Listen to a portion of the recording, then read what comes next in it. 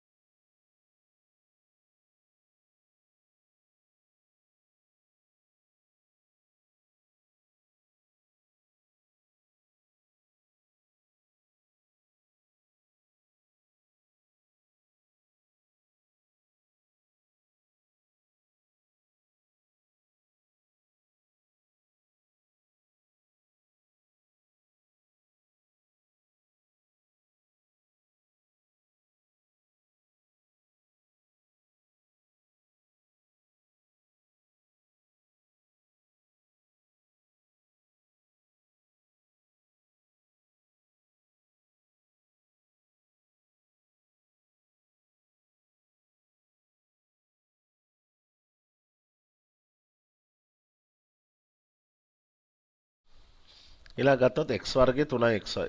කවුද පොදුවට ගන්න පුළුවන් x අකුරක් ගන්න. x වර්ගය කියන්නේ එක x එකක් එනවා ධන 3යි xy. x එක පොදුවට ගත්තම ඉතිරි කව 3යි y. x ධන 3යි y. මෙතන 2යි a 4යි a වර්ගය. පොදුවට 2යි a ගත්තොත් 2යි a ගේ 2යි a ගන්නවා අඩු කිරීම 1යි. 4යි a වර්ගයේ 4 දෙකෙන් බෙදාගත්තාම ඉතිරි ගියේ 2යි. a වර්ගයෙන් 1 එකක් ගත්තා තව එකක් තියෙනවා. එක අඩු කිරීම 2යි a.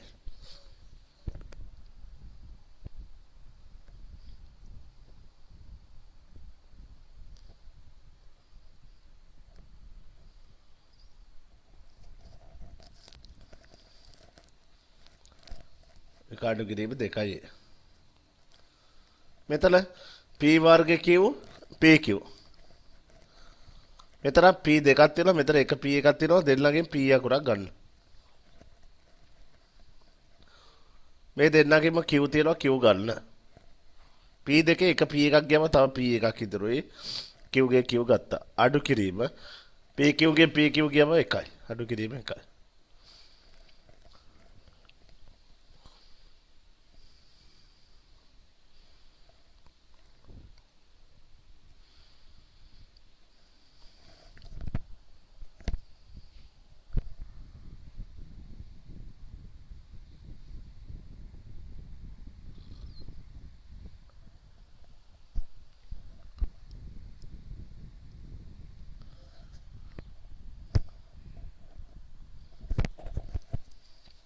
මෙතන කොහොමද එන්නේ? 4යි 2යි ඒ දෙන්නගෙන් දෙකක් පොදුවට ගත්තා. මෙතන p තියනවා දෙන්නගෙම p එකක් ගන්න පුළුවන් p වර්ගය ගන්න බෑ. q අකුරක් ගන්න පුළුවන්. 2යි pq ගත්තොත් ඉතිරි කවුද? 2යි pq ගේ 2යි pq ගියාම 1යි. 2යි pq බෙදීම 2යි pq ඔක්කොම කැපිලා යනවා 1යි. 4 දෙකෙන් බෙදාගත්තාම කී දෙන්නේ 2යි. p අකුරු දෙකේ එක p එකක් ගත්තා එක තව p එකක් තියෙනවා. එක අඩු කිරීම 2යි p.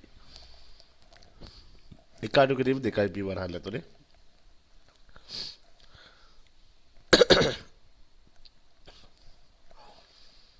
මෙතන කවුද ගන්න පුළුවන්? දෙකේම තියෙන n අකුරක් විතර n වර්ගයක් තියෙනවා මෙතන එක n එකයි. එතකොට n අකුරක් විතරයි ගන්න වෙන්නේ. එතකොට මෙතන 3යි m වර්ගයේ හැම විතරයි. දාන n දෙකේ එක n එකක් ගත්තා දාන n. ලවල යන්න පුළුවන්. 3යි m වර්ගයේ දාන n කියලා ලියන්න පුළුවන්. මෙතනත් බලන්න. 2යි a වර්ගයේ 4යි ab දෙල්ලගේම 2යි a පොදුවට ගන්න පුළුවන්. ඒ වර්ගයෙන් එක එකක් තියෙන්නේ අඩු කිරීම. 4 දෙකෙන් බෙදාගත්තම 2යි a ගියා b තියෙනවා. 2යි b.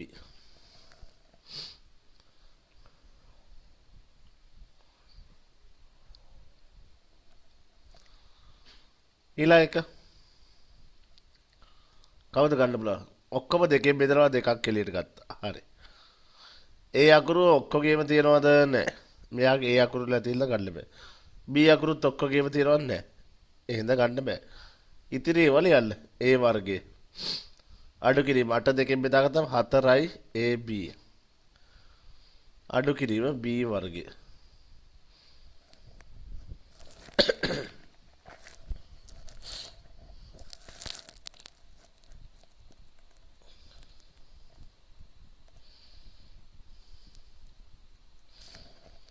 මේ ඔක්කොම ගත්තොත් පහ තියෙනවා හැම එකම. x වර්ගයත් හැම එකම තියෙනවා. x වර්ගය x වර්ගය x වර්ගය පහයි x වර්ගය ගත්තා. එතකොට 1යි 10 පහෙන් බෙදාගත්තම 2යි x වර්ගය අයින් කරන්න y වර්ගය දෙනවා. 2යි y වර්ගය. අඩු කිරීම 15 පහෙන් බෙදාගත්තම 3යි y. 3යි y. ගන්න පුළුවන් නේ. මේ සෙට් එකක් ගත්තොත්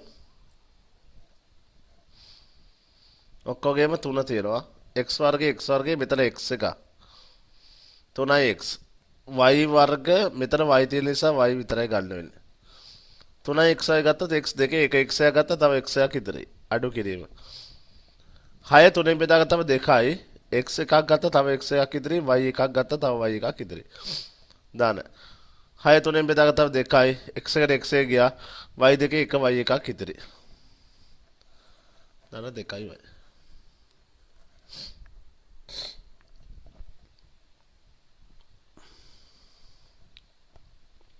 මේ සෙට් එක ගත්තොත් ABC පොදුවට ගත්ත හැකි. A දෙකේ එක එකක් තියෙනවා. B ගත්තා C ගත්තා. A ගත්තා B දෙකේ එක B එකක් තියෙනවා C ගත්තා. අඩු කිරීම A ගත්තා B ගත්තා C දෙකේ එක C එකක් තියෙනවා. තේරෙනවද? කොහොමද ලියන්න පුළුවන්?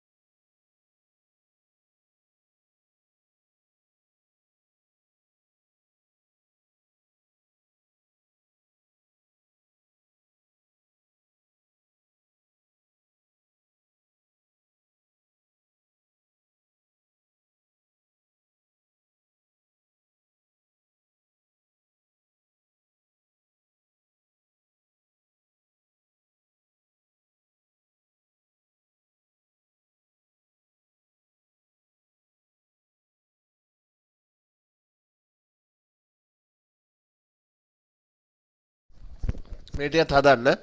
මේක කියන්නේ මොකද්ද? මේ කෑලි දෙකක් වෙලම තියෙනවා. ඒක ලේසි. මෙහෙ වෙනම තිබ්බනම් කිසි අවුලක් නැහැ. මේ ඇතුලේ තියෙන එකම කෑල්ලනේ. ඒක එකක්. A ධන B. එලේ තියෙන එක වෙනම ලියාගත්තා. මොකද්ද? x ධන y. ඇතුලේ තියෙන එක වෙනම ලියපුවා. එළිය තිබ්බ එක වෙනම ලියපුවා. මේකෙත් එහෙමයි. ඇතුලේ එකම කෑල්ල තියෙන්න ඕනේ මොකද්ද? 3x ධන y. එළිය තියෙන්නේ මොකද්ද? 2a ඍණ b. 2a ඍණ b. මෙතරත් එහෙම කිසි ප්‍රශ්නයක් නැහැ. ඇතුලේ එකම කෑල්ල තියෙන්නේ. මම ගොඩින් ලියන්න. 2a ඍණ 3b. එළිය තියෙන්නේ මොකද්ද? p ධන q. p ධන q. මෙතන සාධක කඩා ගන්න ඕනේ. මෙන්න වැඩේ. මේ වගේ තැගොන්න සාධක කඩා ගන්න ඕනේ. කොහොමද කඩන්නේ? දැන් හිතන්න සාධක කොහොමද කඩාගන්නේ?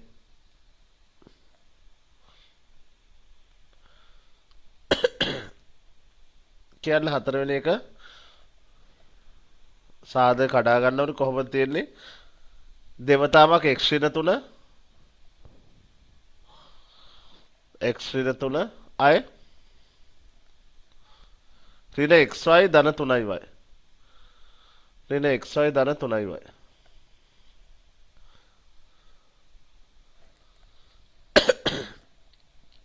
ඍණ xy ධන 3y. දැන් හදන්න බලන්න. මේකේ ඇතුලේ තියෙන්න ඕනේ x ඍණ 3. මෙතනත් x ඍණ 3 තියෙන විදිහට සාධක කඩාගන්නේ කොහොමද? ඔයා ධන y ගත්තොත් එහෙම එන්නේ ඍණ x ධන 3. හැබැයි ඔයා ඍණ එකක් ගත්තා. මෙතන 2 x ඍණ 3. හරි හොඳට අහගන්න මේ කතාව. ඔයා ධන y ගත්තොත් එහෙම ඍණ x ධන 3 ඉතුරු වෙන්නේ. හැබැයි ඔයා ඍණ y ගත්තොත් ඍණ y ගත්තා. ඉතිරි කවුද එතකොට ආයේ? ඍණ y එළියට ගත්තාම තව ඉතිරි කවුද? ධන x ඍණ ගත්ත ගමන් මෙයාගේ ලකුණ මාරු වෙනවා. තියෙන එක්කෙනා ලකුණ මාරු වෙනවා. ධන x කියන ධන කියන එක මොකද ඍණ වුණා. y ගත්තා ඉතිරි කවුද 3. දැන් වරහන් ඇතුලේ එකම දේ තියෙන්නේ. වරහන් ඇතුලේ තියෙන්නේ මොකක්ද? x ඍණ 3. වරහනේ එළියේ තියෙන්නේ කවුද? 2 ඍණ y. 2 ඍණ y. x ඍණ 3යි 2 ඍණ y. තේරෙනවද වැඩේ? ඍණ ලකුණක් ගත්ත ගමන් ලකුණ මොකද වෙන්න ඕනේ? ලකුණ මාරු වෙනවා. ඍණ ගත්ත ගමන් ලකුණ මාරු වෙනවා. මේක නම් ලේසි. 3b ධන 3 3ක් එළියට ගන්න ඕනේ. 3b ධන 3 a වතා b ධන 1. 3b ධන 3 3b ධන 3 ඊට පස්සේ තියෙනවා a වතාවක් b ධන 1. පොදුවට එළියට ගත්තා මෙතනින් 3. 3ක් ගත්තාම ඉතිරි කවුද? b ධන 1. 3ක් ගත්තාම මෙතන b 3 මෙතන ලස්සන b ධන එකක් තියෙනවා. a b ධන 1.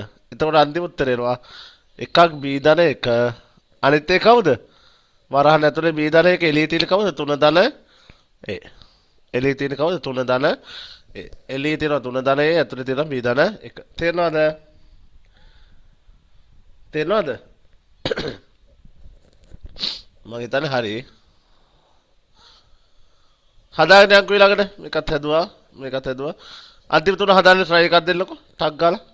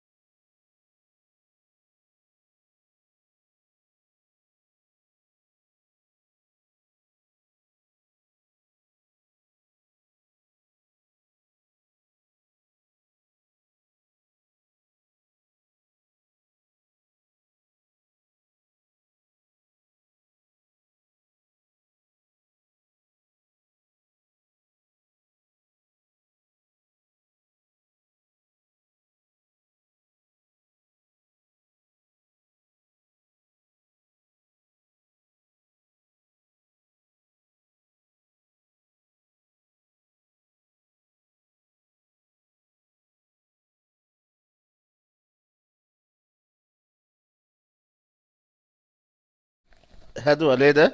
කොහොමද එන්නේ උත්තර? ටක් ගාලා කියන්න. මේ කියනවා කවුද? මේ දෙල්ලගේ පොදුවට ගන්න පුළුවන් x අකුරක් ඕන.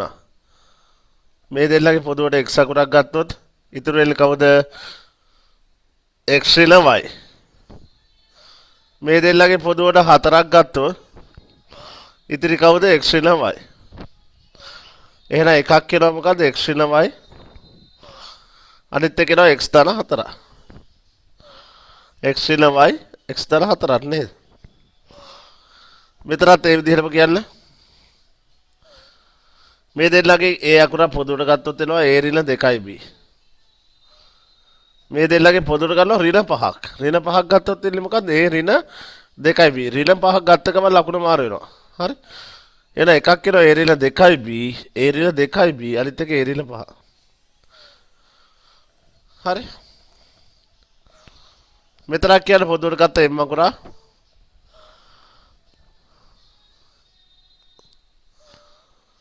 එතකොට එන්නේ මොකද්ද? 1 ඍණ 3යි එන්නේ. මෙතන ඍණ n ගත්තොත් එළියට එතකොට එනවා එකක්. ඍණ ලකුණු මාරුනවා දැක්ක 3යි එන්නේ. එකක් එනවා 1 ඍණ 3යි එන්නේ. අනිත් එක එනවා m ඍණ n. 1 ඍණ 3යි එන්නේ එකක්, අනිත් එක m ඍණ n. තේරුණාද? හදන්න බලන්න ඔබ.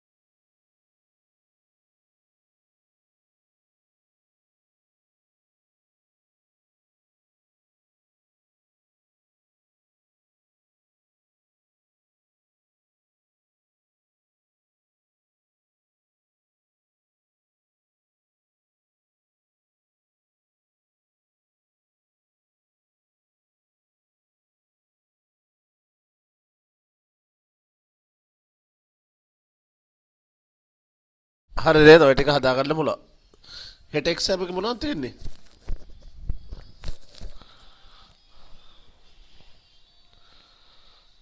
එක්සෑම් දවස්වල ඉඳ කට්ටිය ටිකක් බිසි නේද? හරි. මේකක් කියනවා ටක් ගාලා. මේකේ වරහන් ඇතුලේ තියෙන ඒවා කියන්න. බලන්න මේ ධන ලකුණ ඍණ කරවුවොත් එහෙම මම කිව්වා ඇතුලේ දෙන්න මාරු වෙනවා කියලා. මෙතන ඍණ 2x මොන 2x එනවද? ධන 2x එනවා. මෙතන තියෙන එකම එනවා එතකොට නේ. මෙතන ධනමයි ඍණමයි එනවා. එහෙනම් 2x ඍණමයි එළියේ තියෙනවා a ඍණ b. හරි. මෙතනත් ඒ වැඩේ කරන්න මේ බලන්න.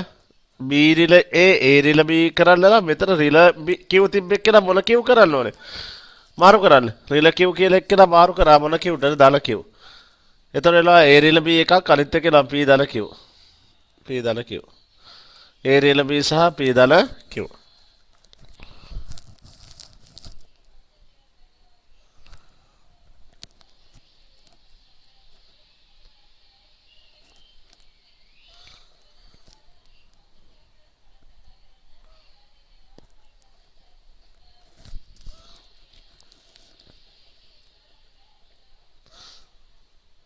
මෙතන තියෙනවා x වතාවක් 2p ඍණ q. එතන ඍණ y q ඍණ 2p දෙන. q ඍණ 2p. අනිත් පැත්ත ගහන්න ලකුණු මාරු කරන්න කිව්ව නේද? මතකද?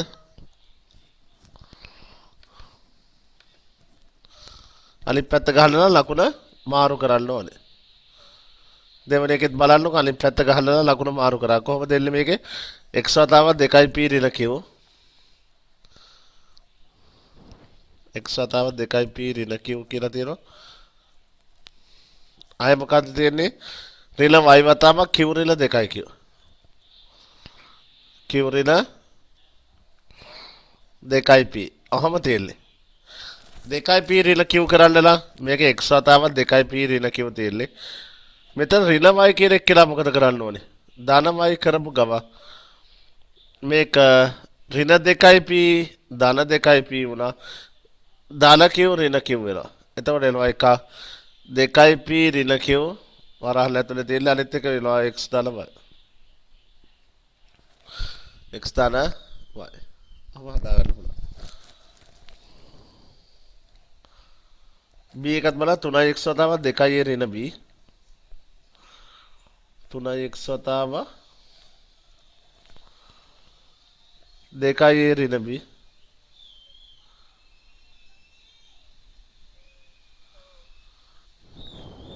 දෙකයි ඍණ b. ධන 2යි b ඍණ 2යි.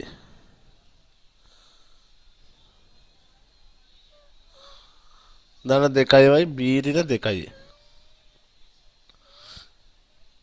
දැන් කියන්න බලන්න. මොකද වෙන්නේ? මෙතන 3x වතාවක් 2a ඍණ b තියෙනවා. මෙතන ඍණ 2a ධන 2a කරද්දී ඍණ 2y ධන 2y ධන 2y ඍණ 2y කරපු ගම මෙයා 2a ඍණ b කියලා ලියන්න පුළුවන්. මාරු කරා දෙල්ලගේ ලකුණනේ.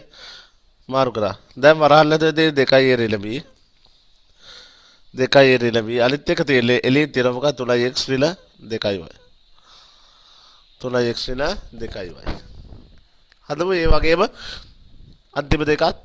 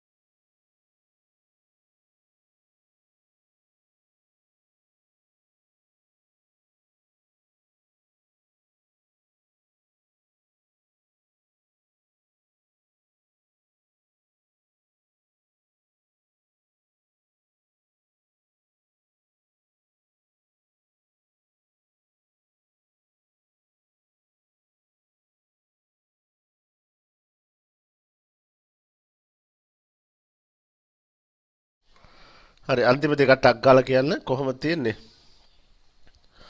මේකෙත් ඍණ b ධන b කරන්න. එතකොට එන්නේ මොකද්ද? a x ධන 3y මෙයා ධන b කරපු ගමන් ලකුණ මාර වෙනවා x ධන 3y ට.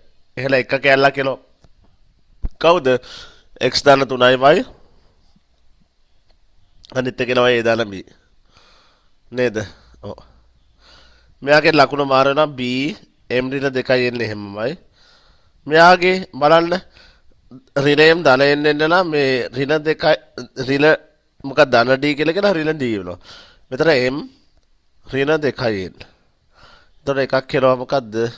m ඍණ 2යි එන්න. අනිත් එක එනවා b ඍණ d. තේරෙනවද? එකක් b ඍණ d අනිත් එක නහම. පැහැදිලිද? හරි. ඔය ටික ඊළඟ හදාගමු. මම ඊළඟ ත්‍රිපද වර්ගජ ප්‍රකාශන ඉතාම වැදගත් කොටසක් තියෙන්නේ. අපි ඒක කතා කරමු ඊළඟ දවසේ නේද? ඔයාලට මේ දවස් විභාගයේ යලම්මලම් පනිනවා කියලා දන්නවා. හෙට ඉතින් කවුලක් නැහැ නේ. හෙට රෑ අපිට ත්‍රිපද වර්ගජ ප්‍රකාශන කතා කරන්න පුළුවන්. හරි. එහෙනම් මම අද නතර කරන්න. අපි ඊළඟ දවසේ කතා කරමු. හරි.